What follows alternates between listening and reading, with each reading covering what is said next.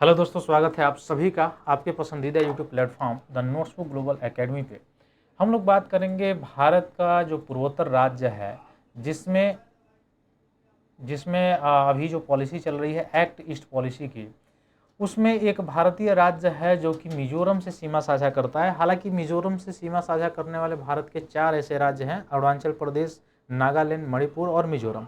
जिसमें से जिस राज्य की हम बात करना है वह पिछले 3 वर्षों से हिंसा का शिकार है और पिछले 3 वर्षों से हिंसा के कारण वह जल रहा है, अर्थात वायलेंस के कारण जल रहा है। मुख्य कारण क्या है वहाँ पे वायलेंस का?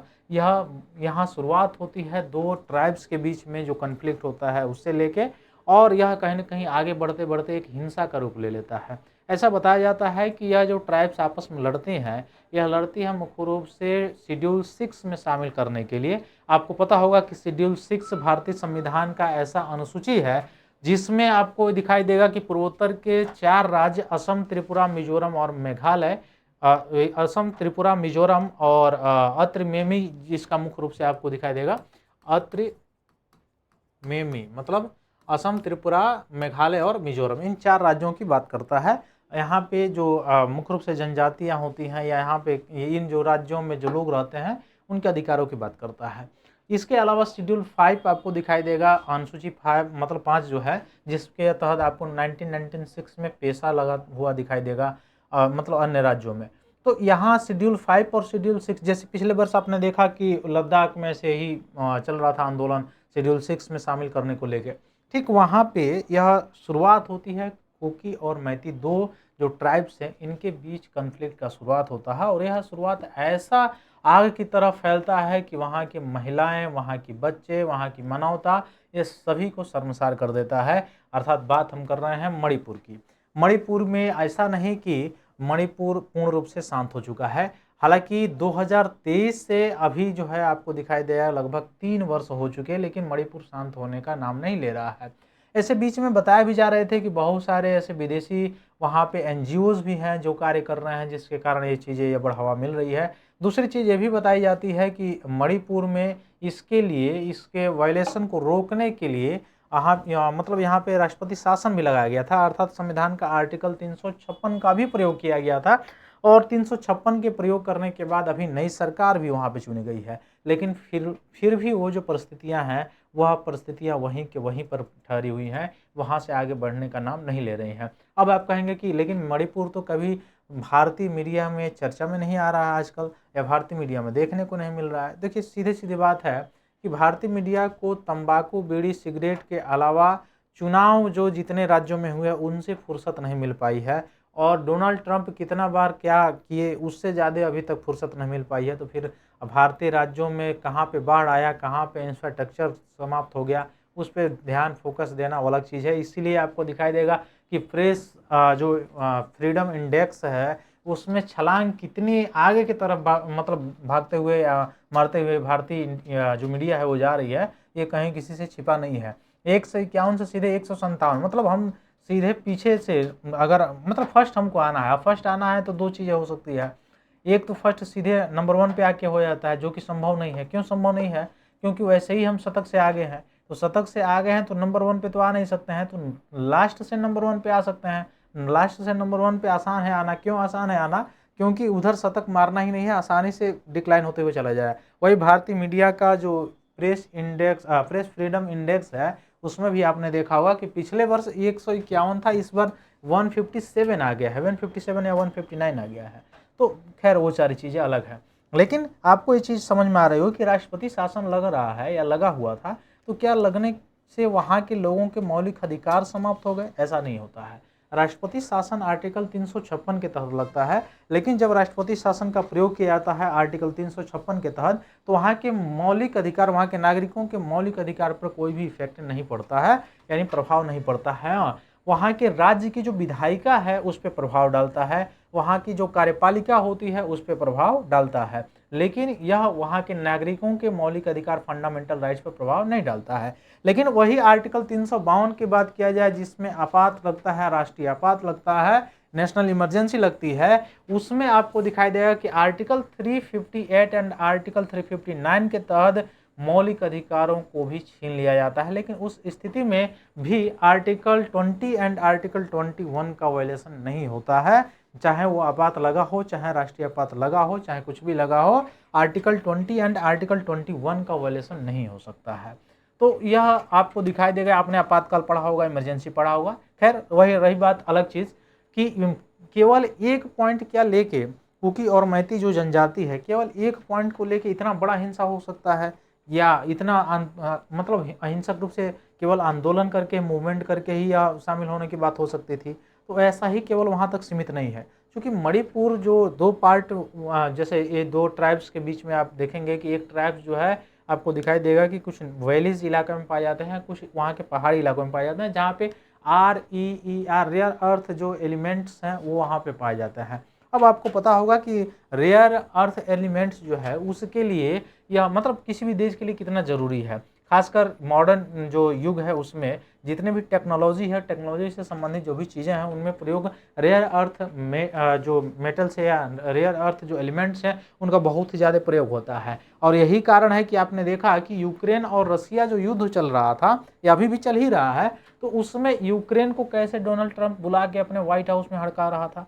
क्यों? क्योंकि उसको चाहिए है वहाँ पे, ये सबको पता है कि यूक्रेन बर्बाद हो चुका है, यूक्रेन अपने दम पे नहीं लड़ रहा है, लेकिन यह वेस्ट के सपोर्ट के कारण, वेस्ट क्यों दे रहा है उसको सपोर्ट, ये इवन डोनाल्ड ट्रंप जो क्यों है, क्यों दे रहा है सपोर्ट, या क्यों सारी चीज़ हथियार को प्रोवाइड करा रहा है और शांति शांति चिल्ला रहा है, क्योंकि उसको यूक्रेन का पूरा जो है REER रेयर अर्थ एलिमेंट्स जो है वह वहाँ से चाहिए। क्यों? क्योंकि भाई टेक्नोलॉजी में उसका सबसे ज़्यादा यूज है। अभी वर्ल्ड की बात किया जाए तो वर्ल्ड में सबसे ज़्यादा अगर रेयर अर्थ एलिमेंट्स किसी देश के पास है तो वो है चाइना, और इसीलिए अमेरिका जैसे देश को भी कच्चे माल के लिए, कच्चे वस्तुओं के लिए चाइना से एक्सपोर्ट करना पड़ता है। इसलिए आपने बीच में ये भी चीज़ों को देखा होगा कि इंटरेस्ट जो है बढ़ाने का काम, टैक्स बढ़ाने का काम सभी देशों पे अमेरिका ने किया था, चाइना पर भी किया था, लेकिन ऊपर से जब चाइना मतलब काउंटर टैक्स लगाया तो तुरंत ही अमेरिका नीचे हो गया, तुरंत ही कम कर दिया, क्योंकि उसको पता है कि वहाँ से रेयर अर्थ एलिमेंट्स अगर नहीं मिलेगा,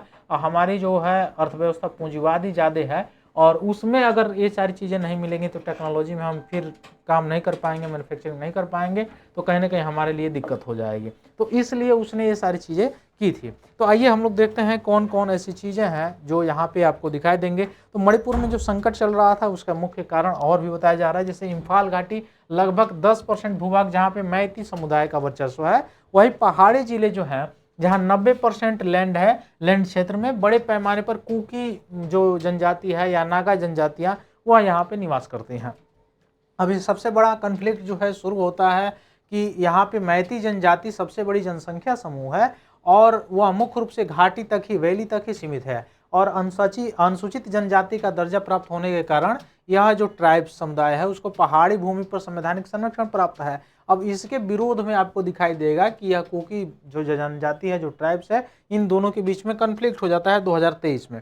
उसके बाद से इसके परिणाम निकलते हैं, बहुत सारी मौतें होती हैं, आप 60,000 से अधिक यहाँ से लोग विस्थापित हो जाते हैं, हजारों घर नष्ट हो जाते हैं, महिलाओं का कितना बड़े लेवल पर उत्पीड़न होता है, बच्चों का उत्पीड़न होता है, धार्मिक स्थलों पे यहाँ पे नुकसान मतलब किया जाता है, ये सारी चीज़ें आपको दिखाई देंगी। हालांकि यहाँ पे ये भी बताया जा रहा था कि कुछ प्राकृतिक सोर्स जैसे तेल हो गए, गैस हो गए, इनके कारण भी इन लोगों में कन्फ्लिक्ट चला था कि हमारे है तो हमारी है, हमारा कब्जे में रहेगा, हमारे अधिकार क्षेत्र में रहेगा, तो ये सारी चीज़ों को लेकर। मणिपुर के पश्चिमी और दक्षिणी भाग में असम अराकान बेसिन के अंतर्गत आता है, इसलिए इसमें बताया जाता है कि यहाँ पे तेल वाला जो क्षेत्र है, जैसे आपको पता है कि असम के डिगबोई में ही सबसे पहले ऑयल्स मिले थे, तो ये सारी चीज़ों को लेके भी बताया जा रहा है कि इनके ऊपर ये संघर्ष चलना शुरू हो गया था, ठीक ना।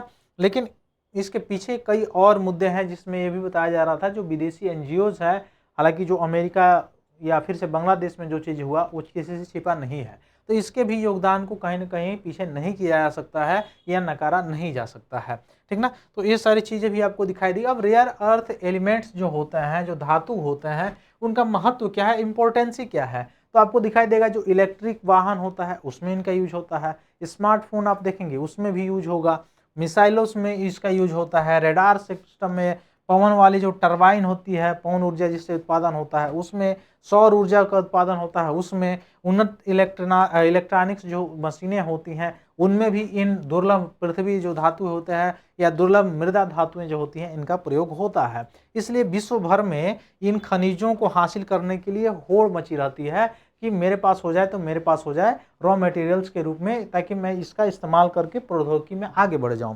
इसमें इस क्रम में आपको दिखाई देगा कि सबसे ज़्यादा इसमें चाइना जो है इसका मुख्य रूप से प्रभुत्व है और अधिकतर देश जो है चाइना पर इसके लिए डिपेंडेबल है, निर्भर है, ठीक ना। तो इस स्थिति में अगर किसी देश में रेयर अर्थ एलिमेंट्स पाए जाते हैं तो वहाँ पे क्या होड़ मचेगी ये आप समझ सकते हैं। ये भी चीज़ें हो सकती हैं।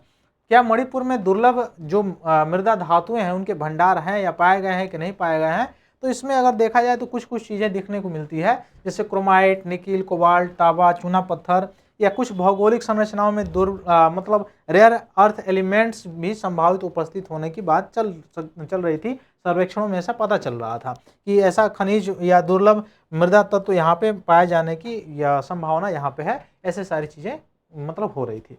एक और कारक इसमें बताया जाता है म्यांमार का फैक्टर, कि म्यांमार से सीमा साझा करता है और म्यांमार में तख्ता पलट हुआ था, वहाँ से भी कुछ इन्वेजन होके या किसी अन्य देश का कोई जो है वह उसमें इन्वॉल्व हो सकता है, जैसा मैंने शुरू में ही बताया। तो ये भी चीज़ें हो सकती हैं, इसको पूर्ण रूप से नकारा नहीं जा सकता है, ठीक ना। तो ये सारी चीज़ें असली जो शुरू हुआ पहचान, संस्कृति, पारंपरिक शासन, राजनीतिक स्वायत्तता को लेके ये कहानी शुरू हुई थी और आज बढ़ते बढ़ते इतने लंबे समय से बढ़ते चली गई कि जो यूक्रेन और रसिया युद्ध हो रहा था वह या हो रहा है अभी तक, ठीक वैसी स्थिति केवल एक राज्य में है। वैसी स्थिति मैं इसलिए कह रहा हूँ क्योंकि ये मुद्दे को अभी तक भी नहीं समझा पाया गया और नहीं सुलझा पाया गया। यह पिछले 3 वर्षों से ये मुद्दे ऐसे ही चल रहे हैं। तो खैर मिलते हैं हम लोग, देखते हैं आगे गवर्नमेंट क्या इस पर एक्शन लेती है, क्या कार्य करती है। गवर्नमेंट ने बहुत सारे इनिशिएटिव इसमें किया है, बहुत सारे इसमें प्रयास भी किए गए हैं, इसलिए बीच में आपको दिखाई देगा कि मामले शांत थे। फिर किसी और, तो इसमें जैसे मैंने शुरू में ही बताया कि कोई विदेशी एनजीओ या कुछ और भी शामिल हो सकता है, तो वो अपने लेवल पर होम मिनिस्ट्री या और भी जो भारत में जैसे शासन व्यवस्था है उसमें देखा जाएगा, और भी एंगल देखे जाएंगे और सरकार बिल्कुल ऐसे काम करेगी। तो फिर मिलते हैं हम लोग अपने अगली क्लास में। तब तक के लिए बहुत बहुत धन्यवाद आप सभी लोगों का। जय हिंद।